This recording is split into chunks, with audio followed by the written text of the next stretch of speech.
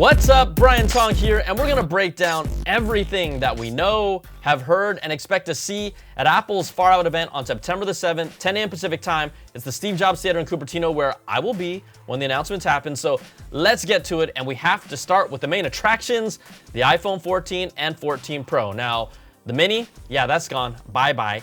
But the iPhone 14 and 14 Pro will have 4 models and come in 2 sizes. The latest rumored naming for the lineup?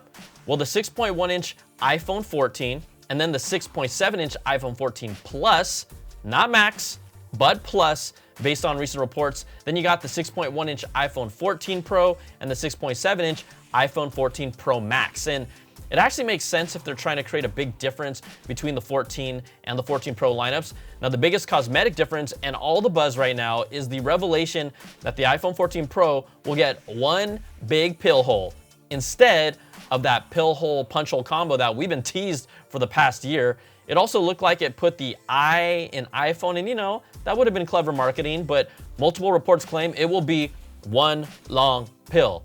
And you know that one pill is easier to swallow than 2.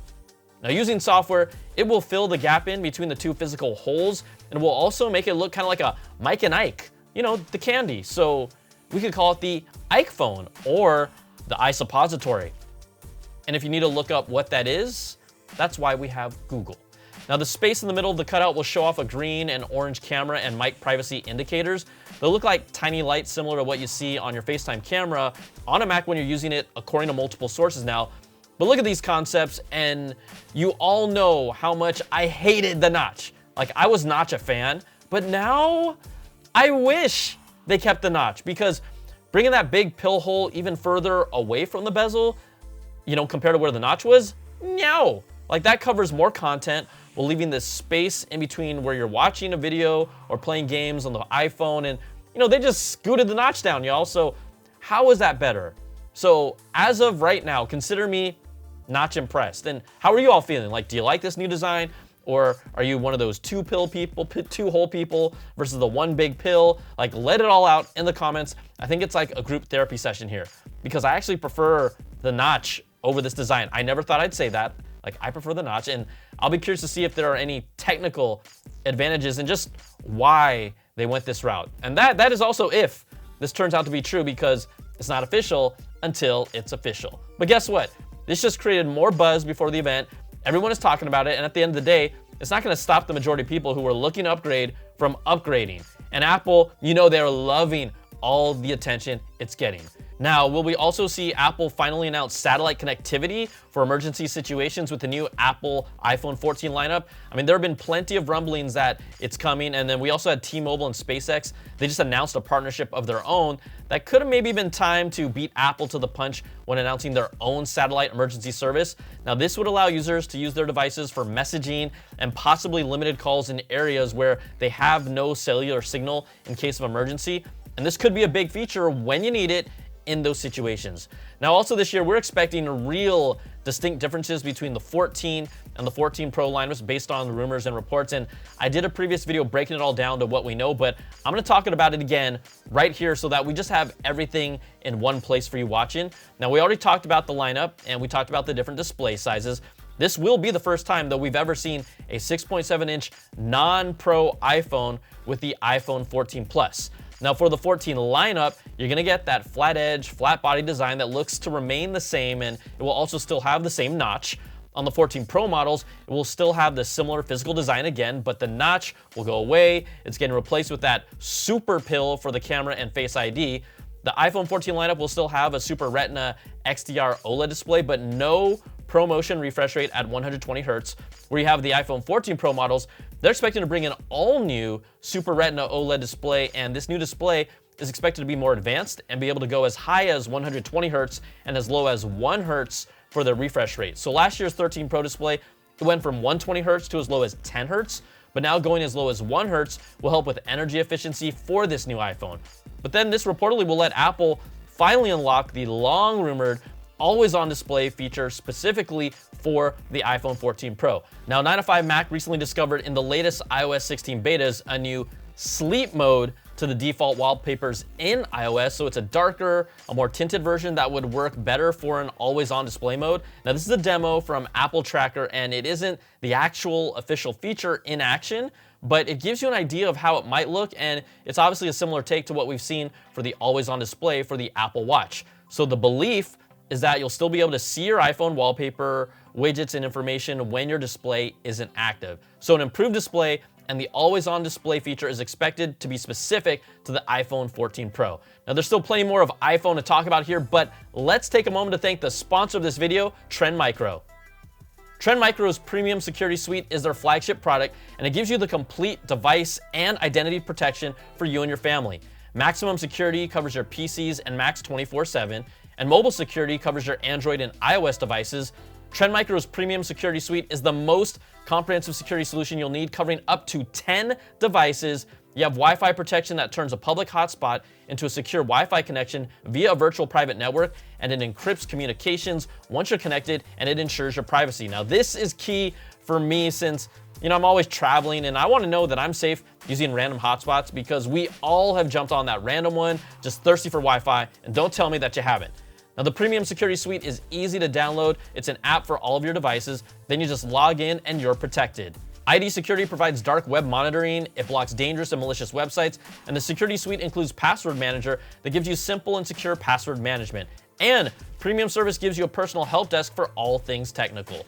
Trend Micro's Premium Security Suite works on PC, Mac, iOS, and Android devices, so go and download it today.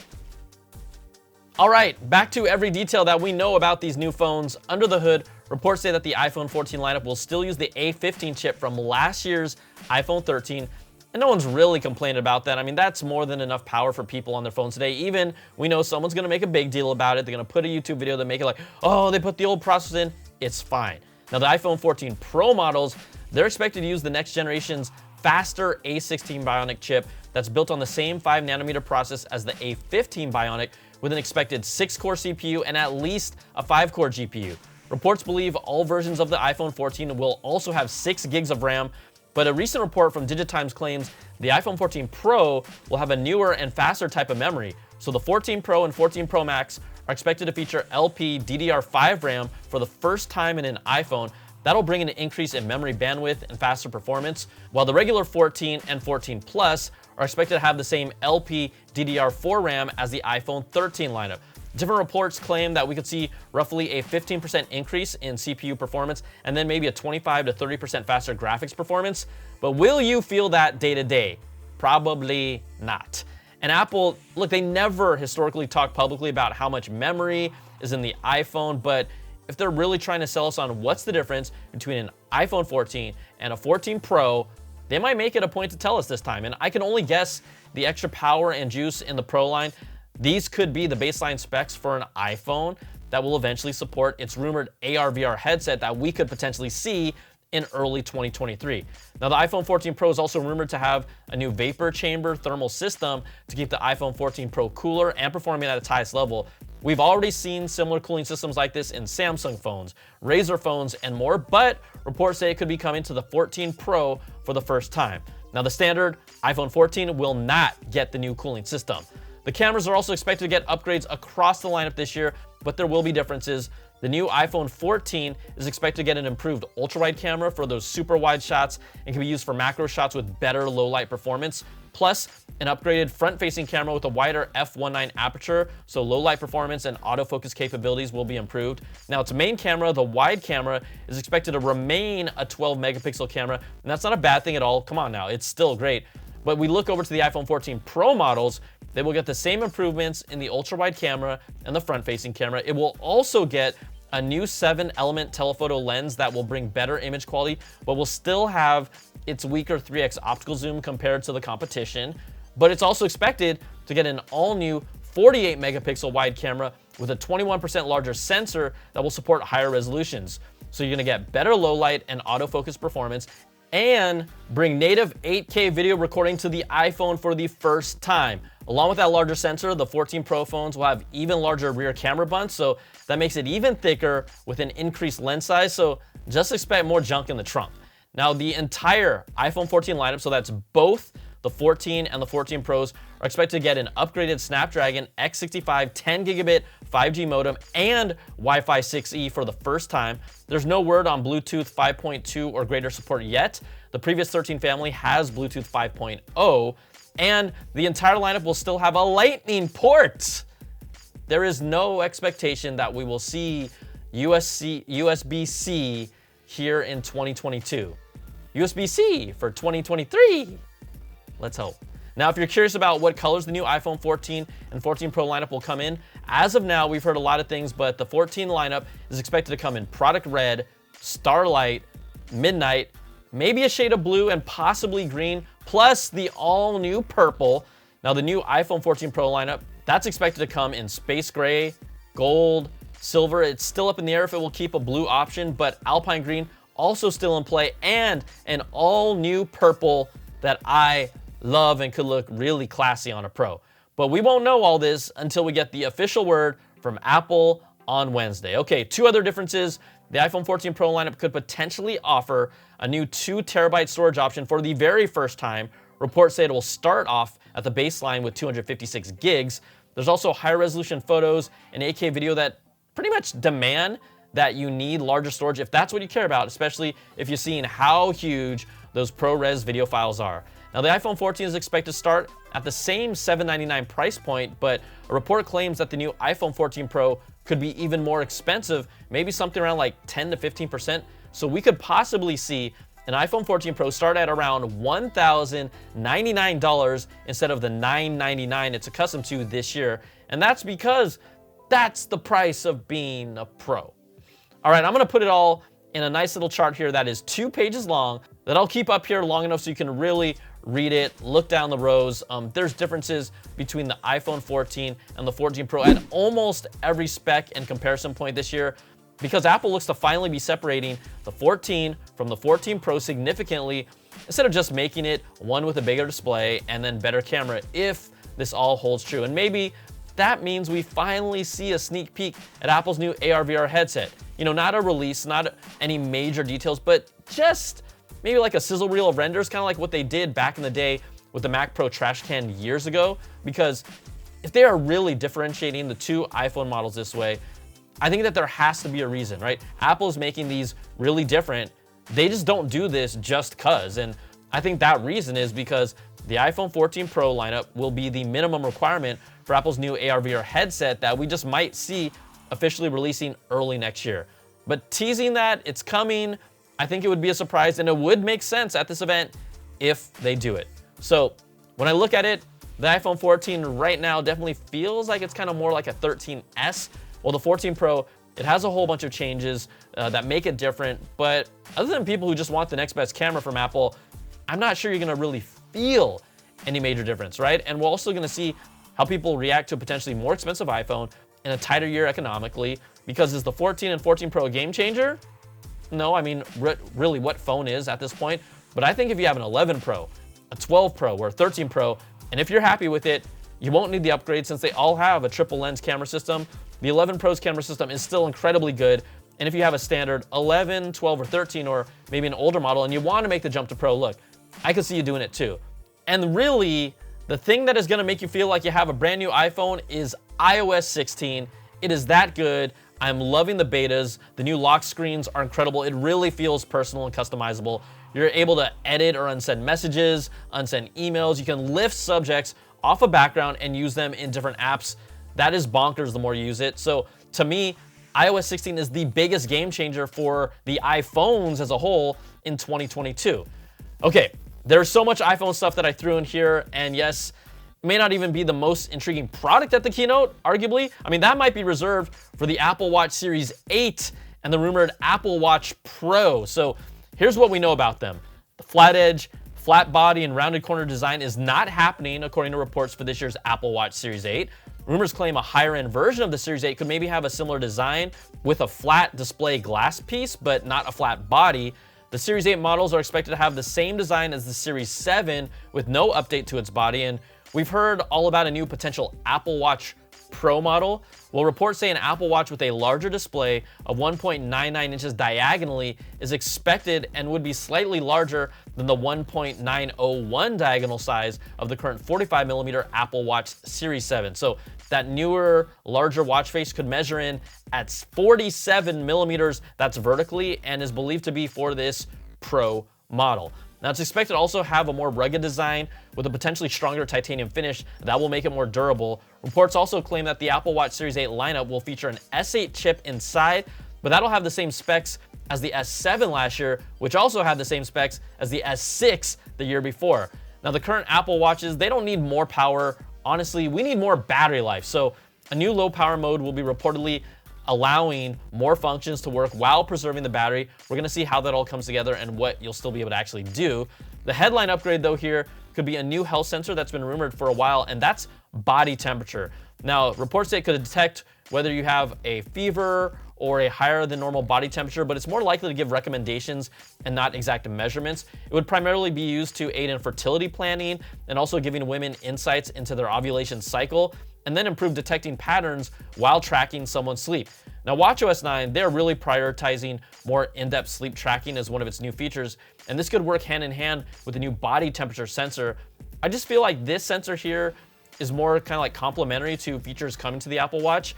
Sleep apnea detection, they even have talked about car crash detection. Those are two features that could also be announced during its release here. So I'm sorry, I know you're hoping there's still no blood pressure like Samsung has. There's still no body composition like Samsung has. And then blood glucose monitoring, let's be real, it is still being targeted for the end of the decade before it gets approved. There's so much that has to go into that. So don't think that that's coming anytime soon. And I know that people are still hoping maybe we see like a biometric scanner similar to Touch ID to unlock the Apple Watch when you first put it on. I actually would like that, but that hasn't been confirmed yet. And the feature that makes the most sense to me, put this on the Apple Watch, everybody. The rumored SOS satellite feature that could be coming to the iPhone 14 family. I just think it makes as much sense, if not even more, to incorporate this into the new Apple Watch Series 8, or at least the high-end Pro model for people who are active and outdoor explorers. Now, color-wise, it will reportedly be available in Midnight, Starlight, Product Red, and Silver. There's no word of purple, but those are pretty safe, you know, let's be real, semi-generic options if this holds true. I like to see something just go boom, but let's be real, it is all about the Apple Watch bands, and I'm someone who has probably purchased a few more than I should have. Okay, so that's Apple Watch Series 8, Apple Watch Pro. We will see what happens. Now, I gotta think if there was one more thing or just one surprise product that makes the most sense to go along with this event. We have iPhones, we have Apple Watch. It has to be a new mouse. What? No, come on. I'm just messing with you to see if you're paying attention or completely zoned out. I hope you're not. But look, the original AirPods Pro, they released late 2019, and it is time for a refresh. Plus, they're also the perfect companion for both the iPhone and the Apple Watch. So maybe we see them here. Maybe Apple holds onto them for their next event, who knows? But the AirPods brand, they dominate the wireless earbud space. And these rumored AirPods Pro 2, they've been rumored to have a design with no stems, maybe a design with the same stems or a design with smaller stems. Look, take your pick, but to me, the stems are just so iconic now, and they help with capturing better audio with their mics. I just wouldn't be surprised if the design stayed exactly the same, but it is here really all about the internals. Now, reports believe it will be powered by the H1 chip to bring improved audio latency, audio quality, plus better battery management and connectivity. You get noise canceling, that's a given, but there's reports of a new self-adaptive active noise canceling feature. We want new biometrics, those have also been rumored. So it could also bring new health features with maybe ambient light sensors that could monitor heart rate or have a step counter, motion detection, and temperature sensors. But these do seem like a low probability right before the event, so I wouldn't get my hopes up there. It was also revealed that Apple has recently filed for products to get Bluetooth 5.2 with LE audio support for the AirPods Pro 2. So that would mean higher quality Bluetooth, low energy LE audio would also bring a better sound. It's more energy efficient with support for high quality audio.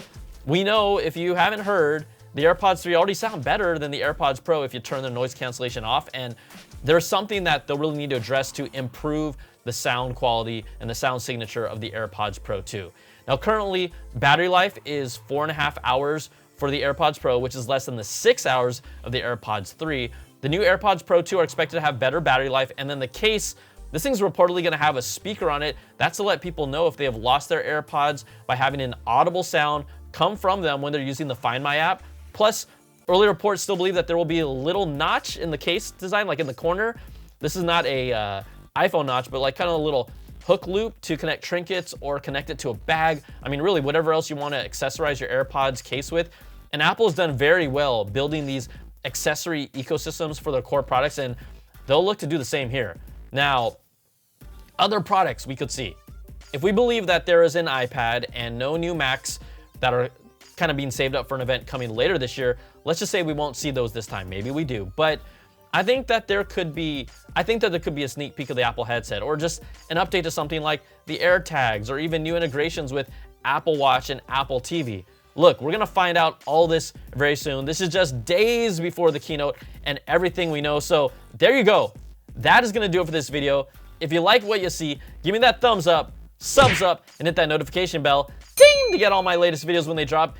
Like, honestly, what are you all excited about seeing at this next Apple keynote? Are you excited at all? Are you more than happy enough to just keep what you got? Because I'm telling you, iOS 16, it's that freaking good this year. So let me know, type in the comments, and I'll read them when I'm in a good mood, which is always like 99%. And if you want more of that Apple goodness, you can check out my weekly Apple Bits XL audio podcast to get the latest deep dive with all these stories and new ones every week with special guests. Thanks so much for watching. Again, I will be there on Apple campus at the event with all the first looks, all the hands-on. So come back to my channel to watch them all here. Take care, and I'll see you on the next video. Peace and love.